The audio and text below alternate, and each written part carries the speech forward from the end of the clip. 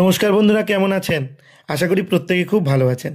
কিন্তু আমি খুব একটা ভালো নেই, কারণ আমার গলার অবস্থা তো বুঝতেই পারছেন, একদম বসে গেছে। শীত তো পড়ে গেছে, আর শীতকাল মানেই তো বাংলার ঘরে ঘরে নস্টালজিয়া আর কিছু বিশেষ খাবারের প্রস্তুতি। আর আজ সকালে আমাদের কাকুর বাড়িতে একেবারে একটা অন্যরকম উৎসব চলছে। সকালের আলো ফোটার সঙ্গে সঙ্গেই বাড়ির ছাদে শুরু হয়েছে একটা মিষ্টি হুলস্থুলো পরিবেশ।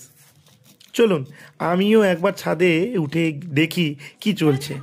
এই দেখুন, জেঠিমা কাকিমা আর বৌদিরা মিলে একেবারে কোমর বেঁধে নেমে পড়েছেন এই বিশেষ কাজে। হ্যাঁ, একদম ঠিক ধরেছেন, বড়ি দেওয়া। শীতকালে বড়ি দেওয়াটা যেন আমাদের পরিবারের একটা অলিখিত নিয়ম, একটা ঐতিহ্য। দেখেই বুঝতে পারছেন, এখানে চলছে বিউলির ডাল আর চাল কুমড়ো দিয়ে বড়ি তৈরির প্রস্তুতি। আগের রাতে ভিজিয়ে রাখা ডাল আর চাল কুমড়োকে সুন্দর করে পেস্ট করে নেওয়া হয়েছে, আর সেই মিশ্রণটা এখন হাতে করে একটু একটু করে শাড়ির বা পাটার উপর দেওয়া হচ্ছে। এই পুরো প্রক্রিয়াটায় লেগে আছে অনেক ধৈর্য আর ভালোবাসা। এই কাজগুলো কিন্তু পারিবারিক বন্ধন আরও মজবুত করে। সবাই একসঙ্গে হাসি গল্প করতে করতে বড়ি দিচ্ছে। কার বড়িটা কত ছোট হলো আর কার বড়িটা গোল হলো, সেই নিয়ে চলছে খুনসুটি আর মজার আলোচনা। শুধু বড়ি বানানো নয়, এই সময়টুকু যেন আজকের দিনে সবচেয়ে দামি। ছোট ছোট হাতে নিখুঁতভাবে এই বড়িগুলো দেয়া হয়, যাতে সব বড়ি সমান হয়। দেখতে কি সুন্দর লাগছে, তাই না?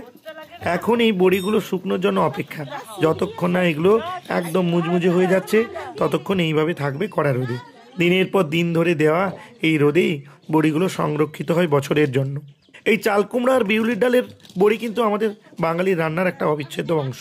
বড়ি দিয়ে মাছের ঝোল হোক বা কোনো নিরামিষ তরকারি, এর স্বাদ যেন এক অন্য মাত্রা যোগ করে। এই বড়িগুলোই পরে সারা বছর আমাদের পাতে তুলে দেবে শীতকালের উষ্ণ ছোঁয়া। সকালের আলোয় এই বড়ি দেওয়ার দৃশ্য আর বাড়ির মহিলাদের সম্মিলিত এই প্রচেষ্টা, সব মিলিয়ে এক অসাধারণ মুহূর্ত।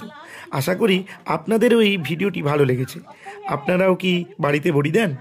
যারা বড়ি দেন অবশ্যই কমেন্ট করে জানাতে ভুলবেন না। দেখা হবে পরের ব্লগে। সবাই ভালো থাকবেন, টাটা।